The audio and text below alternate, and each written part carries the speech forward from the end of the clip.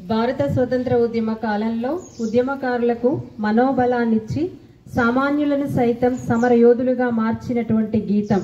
అహింసాయుత పద్ధతిలో కొనసాగిన భారత స్వతంత్రోద్యమానికి రణ నినాదంగా మోగినటువంటి గీతం అదే వందే మాతరం, వందే మాతరం.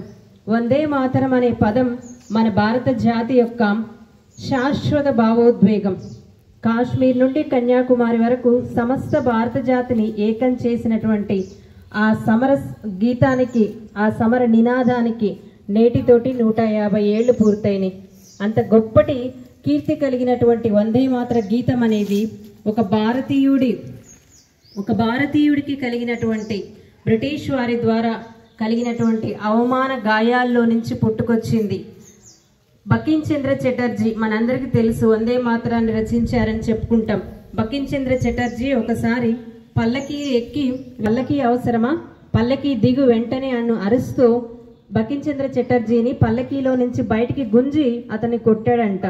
ఈ విషయం మీద బకిం చంద్ర చటర్జీ కోర్టులో కేసు వేసి ఆ బ్రిటిష్ అధికారి చేత బహిరంగంగా క్షమాపణలు పొంది ఆ విషయంలో విజయాన్ని సాధించాడు.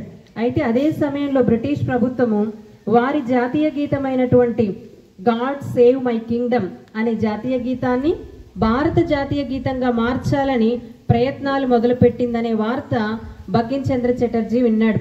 అప్పటికే బ్రిటిష్ ప్రభుత్వం పట్ల ఆవేశంతో ఉన్నటువంటి, ఆగ్రహంతో ఉన్న బకిం చంద్ర చటర్జీ ఆయన ఆగ్రహం, ఆవేశం ఆయన కలం నుంచి పాట రూపంలో జాలువారింది. అదే సుప్రసిద్ధమైనటువంటి ఆనందమఠ్ అనే తన నవలలో మొదటి చరణాలే ఈ వందే మాతర గీతం. 1875 నవంబర్ 7న దీనిని రచించడం జరిగిందని చెప్తా ఉంటారు. మరి ఇందుకు మనం ప్రతినిత్యం పాడేటువంటి వందే మాతర గీతం భావం చాలా మధురంగా ఉంటుంది.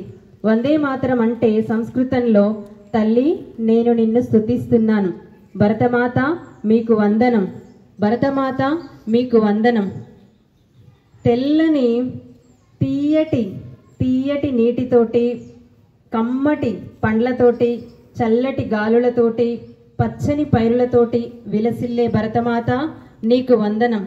రాత్రుల్లో తెల్లని వెన్నెలతో విరబూసిన చెట్లతోటి శోభిస్తూ, స్వచ్ఛమైనటువంటి మాటలతో, మధురమైనటువంటి మాటలతో, స్వచ్ఛమైనటువంటి నవ్వులతో మాకు ఆనందాన్ని కలిగిస్తున్న భరతమాత మీకు వందనం, భరతమాత మీకు వందనం అని ప్రతినిత్యం మనం పాడుతున్నాం.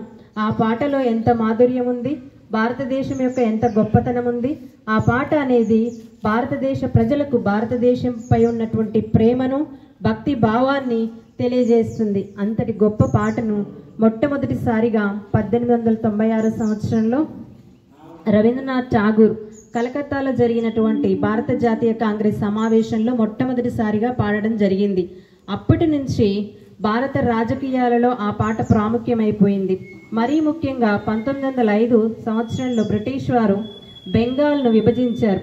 బెంగాల్ విభజనకు వ్యతిరేకంగా భారతీయులు ఒక ఉద్యమాన్ని ప్రారంభించారు. ఆ ఉద్యమంలో రాజకీయ నాయకులకు, పోరాట యోధులకు అందరికీ కూడా కథం తొక్కే పాటగా ఈ పాటను పాడడం జరిగింది. ఆ రోజుల్లో వందే మాతరం అనే అక్షరాలు అగ్ని కణికల వలె మండాయి.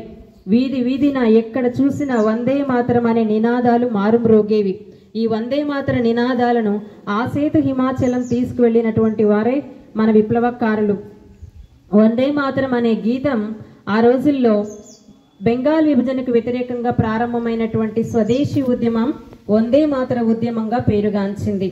ఇంతటి గొప్ప వందే మాతర ఉద్యమం, ఆ గీతం మొట్టమొదటిసారిగా అరవింద్ ఘోష్ ఇంగ్లీష్లోకి అనువదించడం జరిగింది.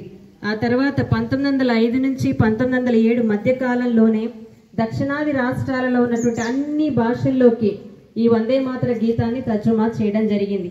ఆ గీతం పాడుతూ ఉన్నప్పుడు పోయేవాళ్ళు.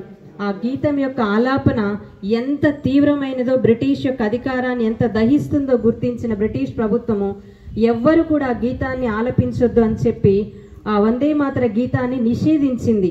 అయినప్పటికీ 1947 వరకు, స్వతంత్రం సిద్ధించే వరకు ఆ వందే మాతర గీతం ఒక మహోజ్వలగా ప్రజ్వలిస్తూనే వచ్చింది.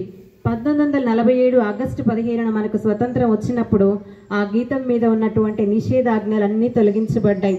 మొట్టమొదటిసారిగా స్వతంత్రం వచ్చిన రోజునే వందే మాతర గీతాన్ని ఒక విజయ గీతంగా ఆకాశవాణిలో వినిపించడం జరిగింది.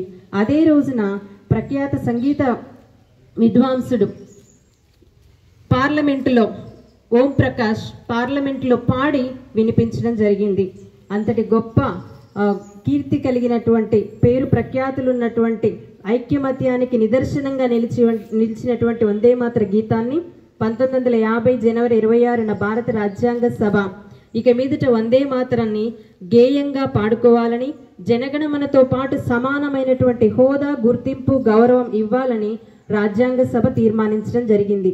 మనకు తెలుసు బీబీసీ వరల్డ్ నిర్వహించినటువంటి అంతర్జాతీయ సర్వేలో ప్రపంచంలో ప్రఖ్యాతిగాంచినటువంటి పేరు పొందినటువంటి జాతీయ గీతాలలో ఐర్లాండ్ తర్వాత మన వందే మాతర గీతమే 2వ స్థానంలో నిలిచింది. వందే మాతరం అంటూ ఆ రోజుల్లో ఉద్యమ కాలంలో ప్రజలు ఎంతో మంది ప్రాణాలు వదిలిపెట్టారు. బ్రిటిష్ వాళ్ళు తూటాలు ఎక్కువ పెడితే కూడా వాళ్ళ ప్రాణాలను సైతం లెక్క చేయకుండా వందే మాతరం అంటూ బ్రిటిష్ వాళ్ళకి ఎదురు వెళ్ళారు. వందే మాతరం పేరుతోటి అనేకమైనటువంటి పత్రికలు నడపబడ్డాయి, స్వచ్ఛంద సంస్థలు ఏర్పాటయ్యాయి, ప్రభుత్వ పథకాలు కూడా ఏర్పాటు చేయబడ్డాయి. అంతటి గొప్ప ఘన కీర్తి, అలాగే అంత గొప్ప ఆ పేరులోనే ఉంది. అదే ఆ పేరే ఒక మంత్రం, ఆ పేరే ఒక మహోజ్వలం, ఆ పేరే ఒక మహోపదేశంగా నాటి కాలంలోనూ నేటి కాలంలో వినిపిస్తూ ఉంది. అంతటి గొప్ప ఘనత కలిగినటువంటి వందే మాతర గేయాన్ని మనం ప్రతిరోజు పాడుతూ భారత జాతి యొక్క గొప్పతనాన్ని సగర్వంగా ప్రపంచానికి మనం చాటి చెప్తున్నాం. Thank you.